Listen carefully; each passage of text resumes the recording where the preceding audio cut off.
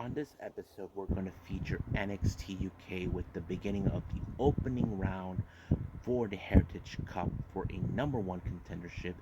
Impact Wrestling took a different direction. As you know, Kenny Omega has to put the Impact Wrestling World title on the line on an AEW episode of the debut of Rampage. But at the same time, while this is happening, they set up a 20-man battle royal to determine who become the number one contender, and many other things took place as well. I even reviewed two past events by two different Japanese wrestling promotions, one by DDT Pro Wrestling that took place back in April, and by another one by Pro Wrestling Freedoms back near the end of March. So, let's get started with another episode of Deleted Wrestle Zone.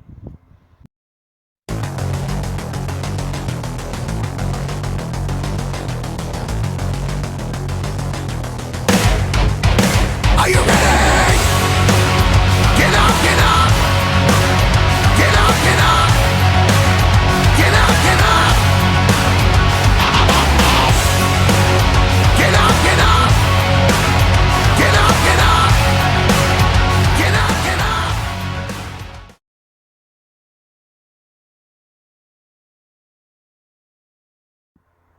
Welcome everybody to Deleted Wrestle Zone, all things that it's pro wrestling with AEW, NXT, New Japan Pro Wrestling, Impact Wrestling, the National Wrestling Alliance, various promotions, wrestlers, matches, and championships. I am your host, Jay Rod here. So, let's begin with NXT UK. The first match, as you recall, is between Flash Morgan Webster and Wolfgang. Now, this match was set in old-fashioned wapa slap. If you guys recall, Mark Coffey did the same thing to Tyler Bate, and it resulted he lost that match. However, Flash Morgan, out of nowhere, he had the guts or the braveness or whatever you want to call it to slap Wolfgang in the face and asking the match. And I have to say, this match was amazing. I never would have imagined. You see, I only seen Flash Morgan Webster as a tag team competitor, but now we're seeing him and his partner Mark Andrews. They can become successful as both as singles competitors and tag team competitors. But him facing Wolfgang, it's one of the most amazing matches I've ever seen.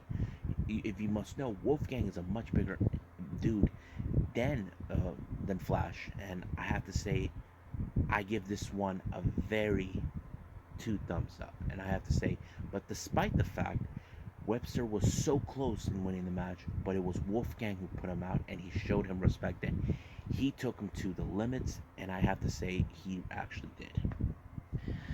Now, in recent weeks we have been noticing, speaking of Wolfgang, his leader of the Gallus faction, Joe Coffey and Rampage Brown in 2 weeks' time will be in the match, either going to be in a type of knockouts or submission. This is going to be the final battle between these two.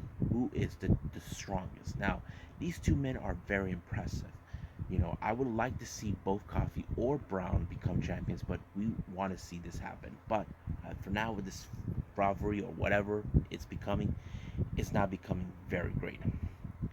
Now, as you know, I mentioned Flash Morgan Webster. Subculture were giving their thoughts about how Flash Morgan Webster did his thing. But however, Danny Luna had a surprise, unexpected visit by the White Witch herself, Alada. Now, I don't know what is she determining. Is she trying to take something private of hers? I don't know. But it's becoming obvious in a way. Now, Mustache Mountain, as you know, they are the number one contenders to face Pretty Deadly. Now, they are the most recognizable tag team in the NXT UK, and I think they may have been one of the most top-rated tag teams in the NXT UK. But however, later on, Pretty Deadly are trying to prove that they are no longer that tag team that they were in the past, that they're just an afterthought. So, we'll see what happens when that day comes. Now, speaking of Sid Scala, he went to talk to Jenny. Now, as you know, Ginny defeated Aoife Valkyrie, and apparently Aoife demanded another rematch with her, but this time in a no disqualification match. But there's a twist. Joseph Connors, her little guinea pig, is now being put in a cage where he cannot interfere. Jenny was not too pleased with this stipulation. She thinks that Scala is a real dumb person who decided to do something like this, but Joseph Connors guaranteed him that the results will be the same. You see, Ginny believes in Aoife Valkyrie since her loss to Meiko Satomura. It proven to her that she thinks she's a fraud. But Aoife Valkyrie will not tolerate that, so we'll see what happens then. But this match will take place in 2 weeks. Now, speaking of Meiko Satomura, as you recall, Meiko Satomura a couple weeks ago was received a paid visit by Nina Samuels, who wanted a title shot, but however, Amel wanted it, and she came up short. But Nina Samuels hasn't forgotten it. She attacked her in the dressing room, and now this became a match. Who will be the one to go to the top? Is it Nina Samuels or Amel? So as you know, Amel has been feeling she's been overlooked, that she was not even given a shot at the gauntlet match. If you recall, she took out Zaya Brookside because of that. So she has become more impressive now. She's showing she will go to the top no matter what, but she will not be ignored as an oversight. But however, Nina Samuels, she did put up a good fight, but it looks like she wasn't enough for the French Hope. As she watches Amel took a victory, what is next for her? But we do know there's many women out there who want a shot of the NXT UK women's title that Meiko Satomura actually has. Now, we all know in NXT TakeOver, Dragunov versus Walter Part 2 is going to be historic.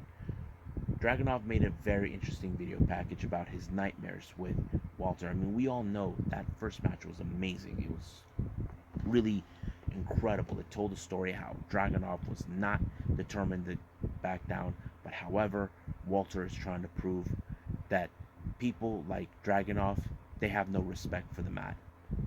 And they believe that people like them are the reason that pure wrestling is a dying breed. But they even showed what happened a couple of days ago in NXT, where Walter and Dragunov appeared. But we'll see what happens then. Now, 2 weeks ago, they never showed this on the air. Symbiosis were not happy with the loss that they obtained against Mustache Mountain, but apparently a pain in the butt. Saxon Huxley was shouting, "Better luck next time." Now, I don't know if this was a reference to them or himself, but if I was Eddie Dennis, I would try to teach him a lesson not to get himself involved in stupidity that doesn't concern him, or stop talking stupid nonsense. But we'll just see what happens then. Now, it's already been announced for next week.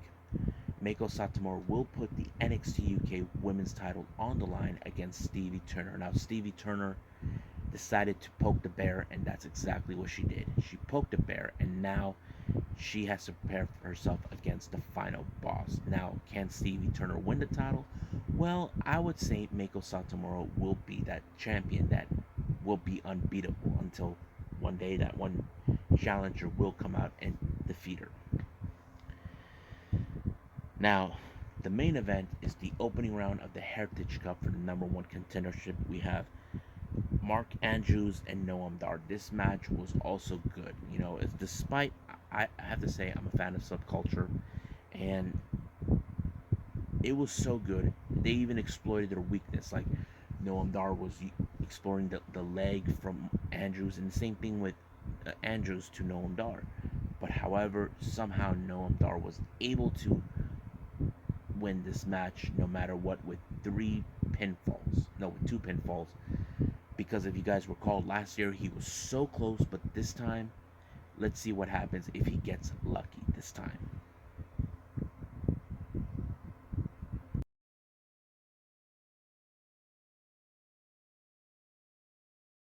Okay, so we're now in Impact Wrestling. Now, as you know, the Impact World Championship will be on the line this coming Friday on Rampage, which right now this video should be loaded before we get there. Now, let's go back to how this whole thing happened. This past Wednesday on Dynamite, Don Callis somehow found a way to ensure to secure the AEW World title, be defended and all out. However, Christian Cage pulled a fast one, decided to have a conversation with both Tony Khan and the Executive Vice President of Impact Wrestling, Scott D'Amore. Now, the AEW title is a done deal in All Out, but the Impact Wrestling World title will be on the line on an AEW show. And of course, this did not sit well for Kenny or Don Callis whatsoever because they believe there's a conspiracy against them. Like, no crap. I mean, that's how stories built. You know, they want to build a conspiracy. But of course, Christian Cage, who mentioned on an interview with Alex Marvez saying that he's been grateful because he won championships at Impact, and it's true. I don't recall him getting world titles at WWE before, but this is one of those things like he's grateful for. But he also made a clear message. Whoever's going to win the 20-man Battle Royale, well, good luck, and we'll see you soon. So that's pretty much what took place. Now, the opening match is between Tennille Dashwood along with Caleb with the K taking on Taylor Wilde. Now, this particular match happened because of what took place. Now, we haven't seen Taylor Wilde. Now, Taylor Wilde claimed that someone set her up. Sorry, guys, something was jamming my ear. So, anyway, this was a really good match. It was like very classic, and of course, Caleb out of nowhere was helping her. But the surprising appearance is Madison Rayne. Now, we haven't seen Madison Rayne since last year. Now, you probably question why is she aligning herself with Tennille Dashwood? I'm like thinking, yeah, that is a good story that fits. But however, I think there will be an overlooked thing. There was a moment where Tennille Dashwood abandoned Madison Rayne during the Knockouts Tag Team Tournament. And that's the thing. We know that Tennille Dashwood tried to get Taylor Wilde as her partner, but she turned her down. But because of the interference by Madison Rayne, now Tennille Dashwood won the match and she gained a new friend. But what do I get the feeling that Taylor Wilde, this is not over yet. But we'll see where they're going to go with that. Now, the next match we have is Daivari taking on Josh Alexander. Now, as you all know, Daivari has been an X Division champion during his time on Impact when it was known as TNA at the time. But it was a really good match. But however, someone was scouting this match, and that is none other than the #1 contender for the X Division title at Resurgence or Emergence, Jake something. So that kind of fits into the well. But I have to say, Josh Allen continued to impress me as the walking weapon. But we'll see what happens the following week. Now, Good Brothers are not in a good, happy mode. Now, they may be able to retain the Impact World titles against the Dark Order. But this time, they're not happy with what took place a week ago. As you know, Violent by Design were the previous title holders of these tag team titles. However, they demanded a rematch, and of course, they were granted, but it turned out to be a triple threat match.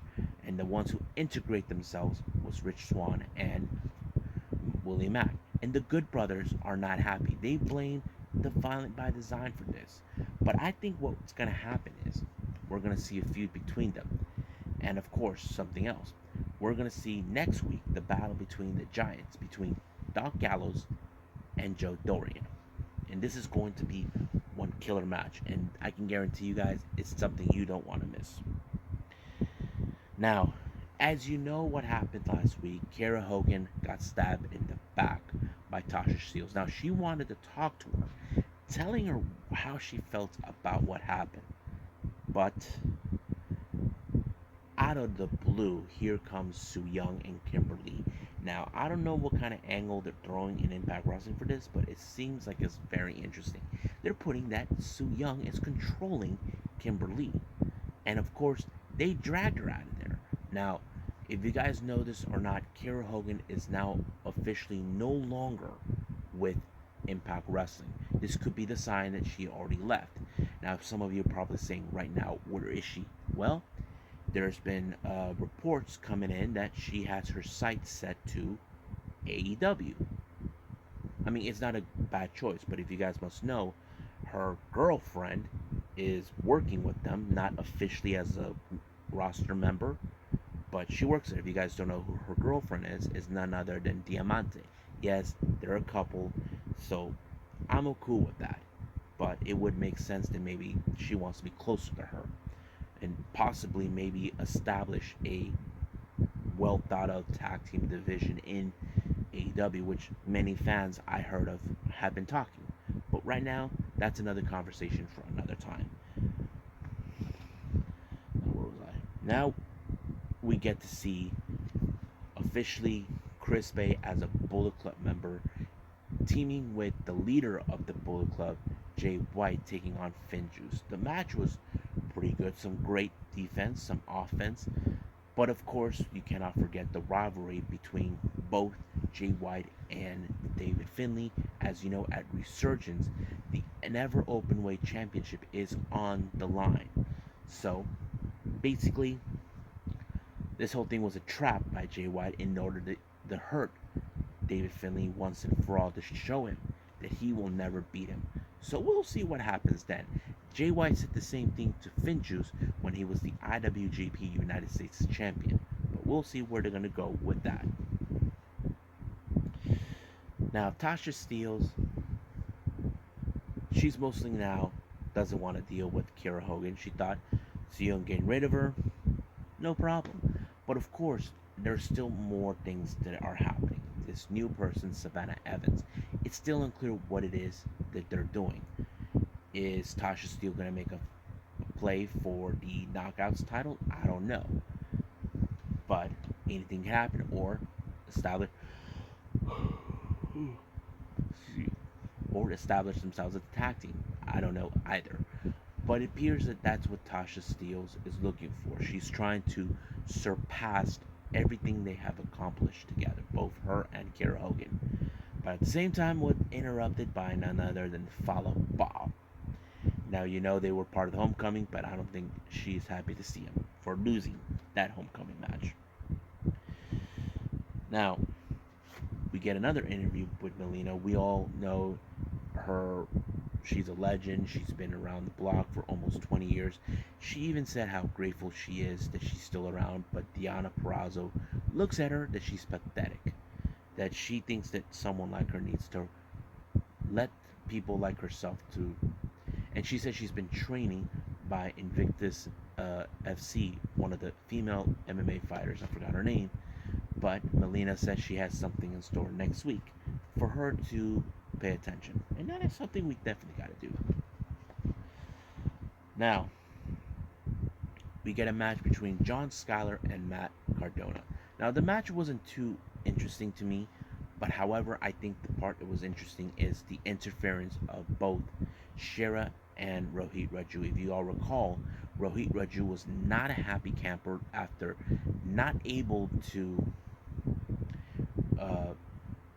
be the number one contender for the X Division title and nearly hurt Chelsea Green. And Matt Cardona got in his face, and now this time we may see a feud between both Cardona and Rohit Raju down the line. Now the main event is the 20-man Battle Royale. There's a lot of guys like Eddie Edwards, Rich Swann, Willie Mack, Rhino Diener, Brian Myers. But one thing that was smart is getting rid of W. Morrissey. That was a good show and all this. But to my surprise was Brian Myers winning the so-called professional.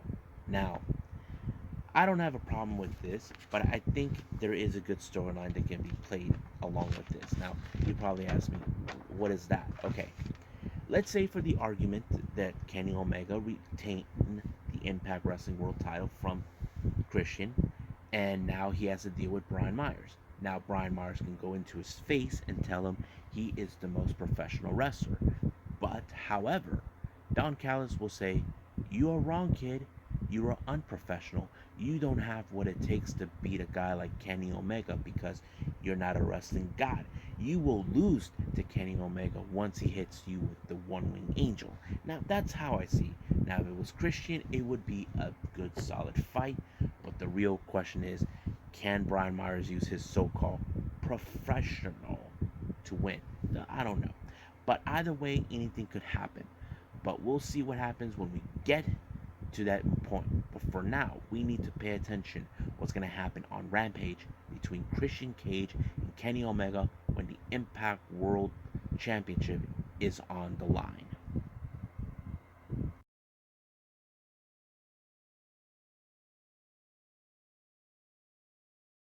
Okay, so this DDT event is called April Fool 2021. This took place on the 11th of April at Korakuen Hall. Now, once again, I'm trying to catch up with everything. I'm nowhere near close with DDT, but um, stay with me on this. Now, this match was event was pretty good. I say I enjoyed many things that took place, but the final two matches were championships. We had the KO-D tag team titles on the line, and of course the KO-D Openweight title on the line. But let's go from the start of the event all the way to the finish.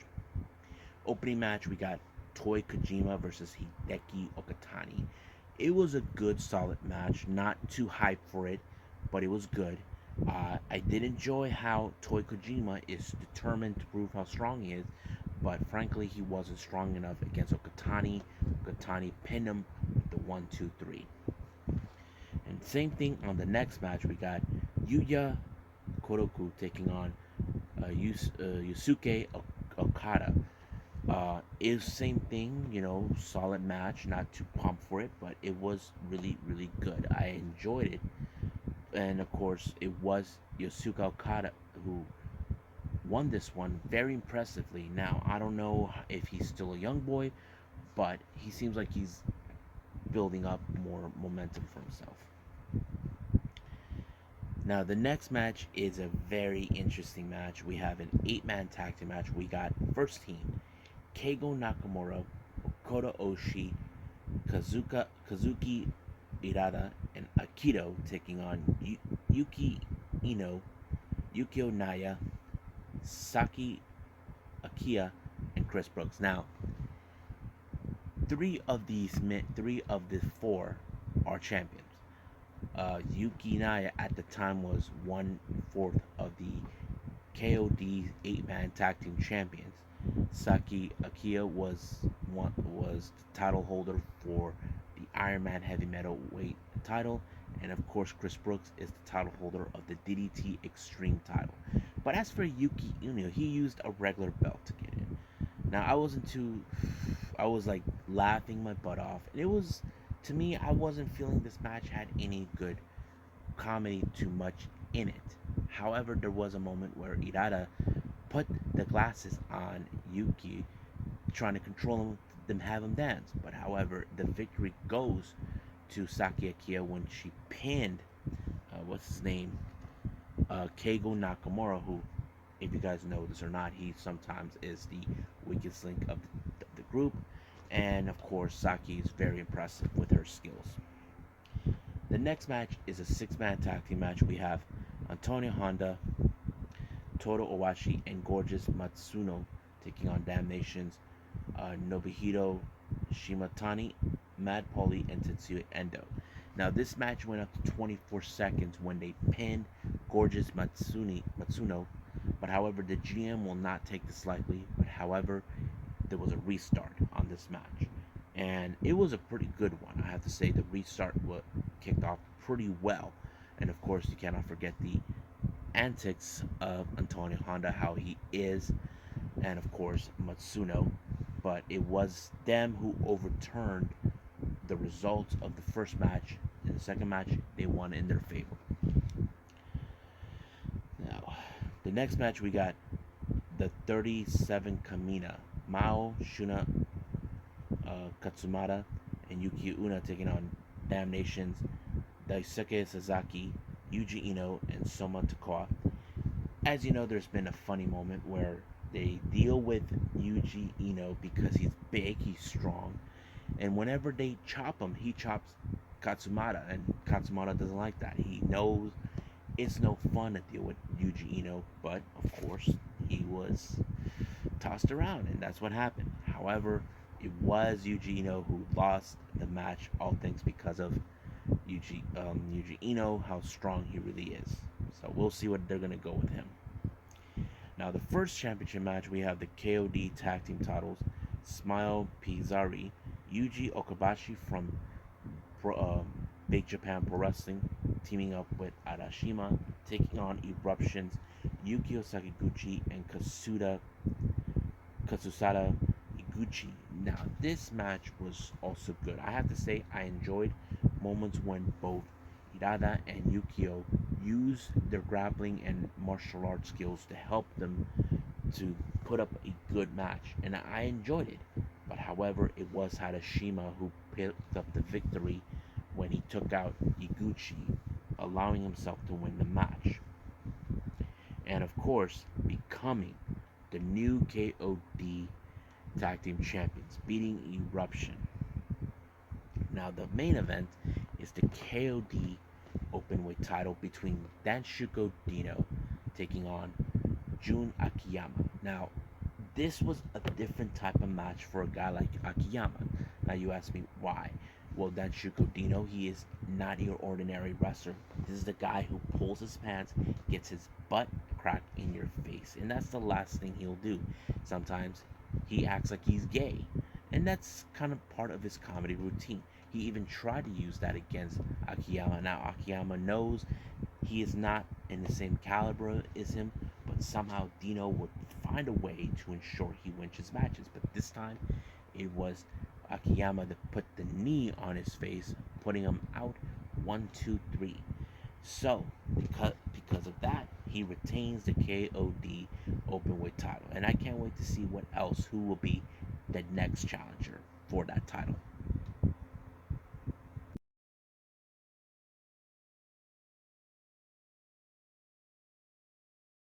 Okay, the final review is Pro Wrestling Freedoms, or as we just simply call them, Freedoms. If you guys are not familiarized with this promotion, this is one of those death matches or extreme hardcore wrestling in Japan. There's only a few of these promotions in Japan, and this is one of them.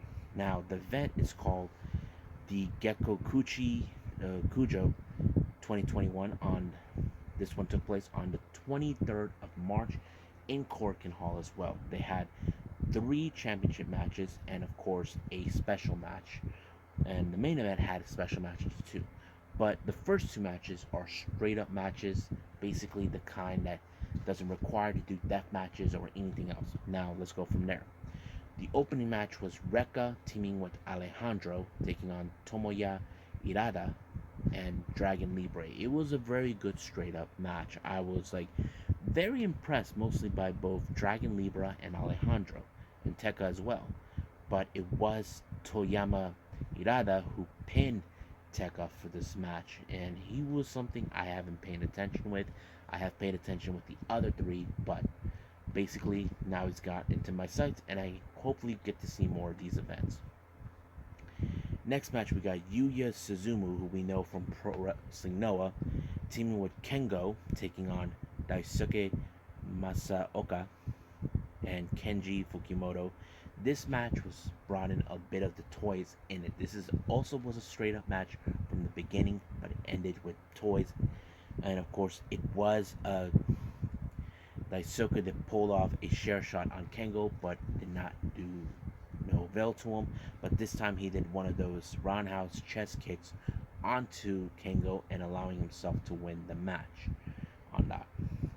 Now the first championship match is for the UWA World Junior Heavyweight title between Branham Kai and the champion Kamui. Now they brought in the toys on this one as well. Basically, Branham Kai, he has the tendency to bring toys, and that's what happened. But practically, there was a bit of a confusion when Branham Kai, his so-called twin brother, showed up and got involved in the match. Well, he didn't touch the opponent.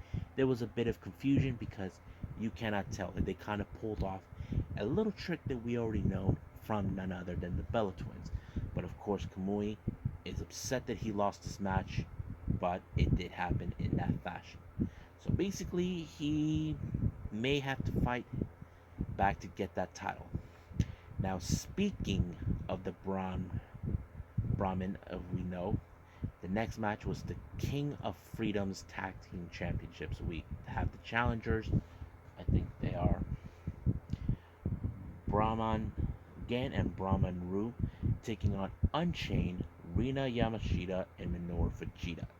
Now, this match also went in a different direction. Even the other members of Brahman showed up and tried to ensure they win these titles, but to no avail. It was Minoru Fujita that was able to pick up the victory at any cost possible. It's a pretty good tight-lipped match that you probably would enjoy.